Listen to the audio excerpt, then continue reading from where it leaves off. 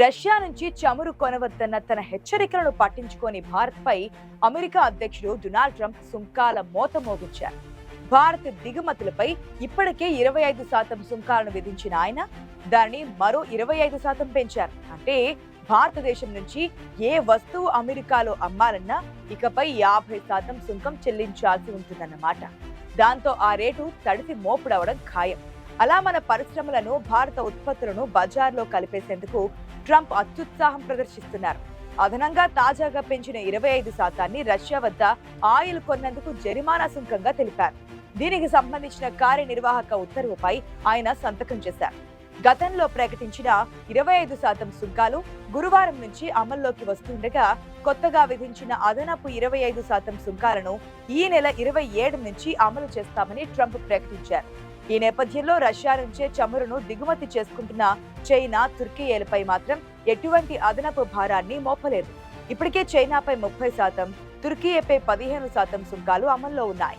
Trump విధించిన 50% సుంకాలతో భారతీయ వస్త్ర పరిశ్రమ, ఆక్వా రంగం, తోలు ఉత్పత్తులపై వెంటనే ప్రభావం పడనుంది. భారత్ నుంచి ఎగుమతయ్యే అతి కొద్ది వస్తువులకే ఈ అధిక సుంకాల నుంచి మినహాయింపు ఉంది. కొత్తగా విధించిన 25% సుంకం ఇప్పటికే ఉన్న డ్యూటీలు, పన్నులు, ఫీజులు, ఛార్జీలకు అదనమని ట్రంప్ ఉత్తర్వుల్లో ఉంది. కొత్త సుంకాలను కలుపుకుంటే అత్యధిక సుంకాల బారిన పడిన దేశాలలో ఒకటిగా భారత్ చేరనుంది. ఇప్పటికే బాధిత దేశమైన బ్రెజిల్ తర్వాత భారత్ చేరనుంది.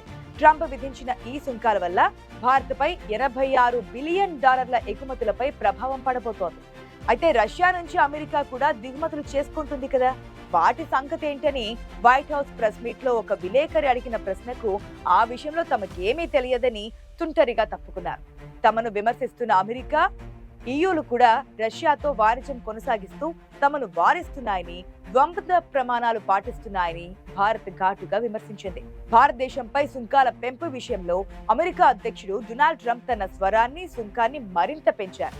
రష్యా నుంచి భారత్ పెద్ద మొత్తంలో చమురు కొనుగోలు చేస్తుందన్నదంటూ, తద్వారా యుక్రెయిన్ యుద్ధాన్ని భారత్ ఆజ్యం పోస్తుందని తన ఆక్రోశాన్ని, భారత్ పట్ల ఉక్రోషాన్ని వెళ్లగక్కారు. అందుకే భారత్పై సుంకాలతో పాటు పెనాల్టీలు విధించామని తన ట్రూత్ సోషల్ వేదికగా హెచ్చరించారు. అయినా ఉన్నట్టుండి ఈయనకు భారత్పై ఇంత ద్వేషం దేనికి కలిగిందన్న $1 మిలియన్ ప్రశ్నగానే మిగిలిపోయింది.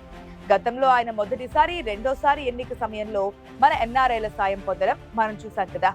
ఆయన క్యాబినెట్ లో చాలా వరకు భారతీయులు, భారత సంతతి వాళ్ళే ఎక్కువగా ఉన్నారు. అయినా మన దేశంపై ఏ మాత్రం కనికరం లేకుండా మాట్లాడుతున్నారు డొనాల్డ్ ట్రంప్.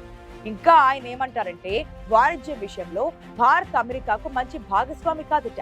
ఆ దేశం మాతో పెద్ద మొత్తంలో వ్యాపారం చేస్తోంది, కానీ మేం మాత్రం ఆ స్థాయిలో చేయడం లేదని ఆరోపిస్తోంది.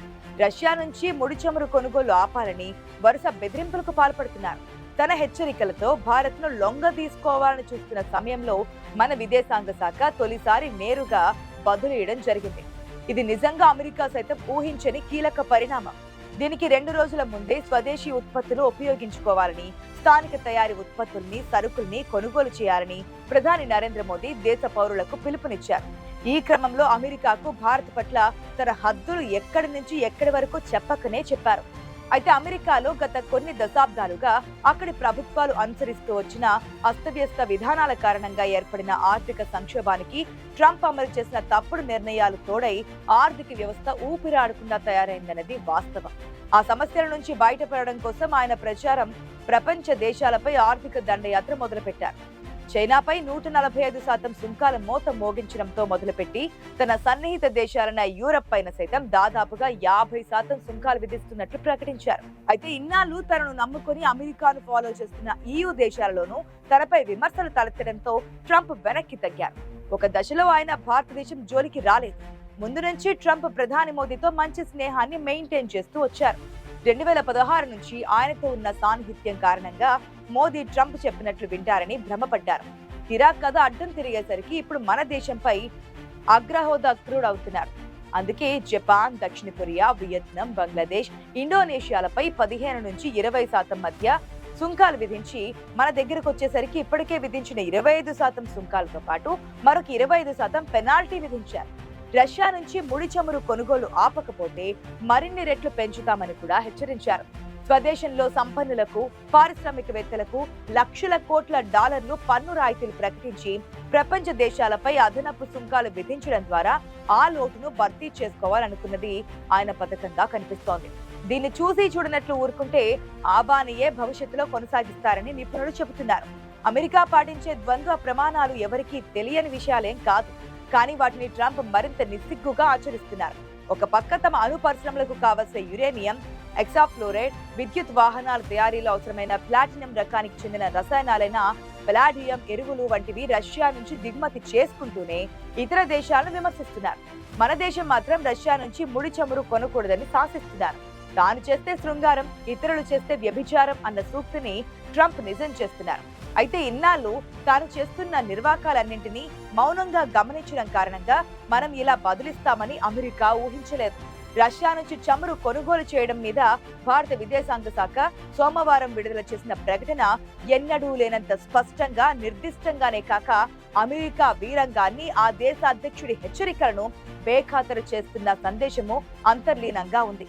రష్యా యుక్రెయిన్ యుద్ధం మొదలైన ఈ 3 ఏళ్లలో పలుమార్లు రష్యా చమురు మీద మనకు అమెరికా నుంచి హెచ్చరికలు వచ్చినప్పటికీ భారత్ ఇంత గట్టిగా జవాబు ఇవ్వడం ఇదే తొలిసారి. మా దేశ ప్రయోజనాలు, అవసరాలను పరిరక్షించుకోవడానికి అవసరమైన అన్ని చర్యలు మేం స్వతంత్రంగానే తీసుకుంటామని, ఎటువంటి నిర్ణయానికైనా సిద్ధపడతామని మన దేశం నుంచి వచ్చిన ఈ ప్రకటన స్పష్టం చేసింది. రష్యా చమురు బూచిని చూపి 50% సుంకాలతో భారత్ ను బాధేయాలనుకున్న నేపథ్యంలో భారత్ తన వైఖరిని స్పష్టంగా తెలియపరిచింది. దేనికైనా సిద్ధమన్న సందేశాన్ని తెలిపింది. అందుకే ప్రధాని మోదీ స్వదేశీ ఉత్పత్తులని, సరుకులను కొనడం అత్యవసరమని ప్రజలకు పిలుపునిచ్చారు. ట్రంప్ ఒక్కడే కాదు, బ్రిటన్, ఈయూలు సైతం తమ వినియోగ వస్తువులపై, యంత్ర పరికరాలపై సుంకాలు తగ్గించమంటున్నాయి. అందుకు తలొగ్గితే మన సూక్ష్మ, చిన్న, మధ్య తరహా పరిశ్రమలు కోలుకోలేనంతగా దెబ్బతింటాయి. అమెరికా ఒత్తిళ్లకు లొంగితే మనం సాగు రంగం, పాడి పరిశ్రమ రంగం కోలుకోలేని ఇబ్బందుల్లో పడతాయి. ఆ 2 రంగాలపైన 70 కోట్ల మంది ప్రజానికం ఆధారపడి జీవిస్తున్నారు. ఇవి గాక జన్యు మార్పిడి చేసిన మొక్కజొన్న, మాంసం తినిపించిన ఆవుల నుంచి తీసిన నాన్ వెజ్ పాలు, సోయాబీన్స్ దిగుమతి చేసుకోవాలని అమెరికా కోరుకుంటుంది. ఇది ఒక రకంగా మన దేశ ప్రజల ఆరోగ్యానికే ప్రమాదకరం. వాటి సంగతలా ఉంచి వర్తమాన అనిశ్చిత వాతావరణంలో మనమే కాదు, దేశాలన్నీ ఆత్మరక్షణ బాటపట్టాయి.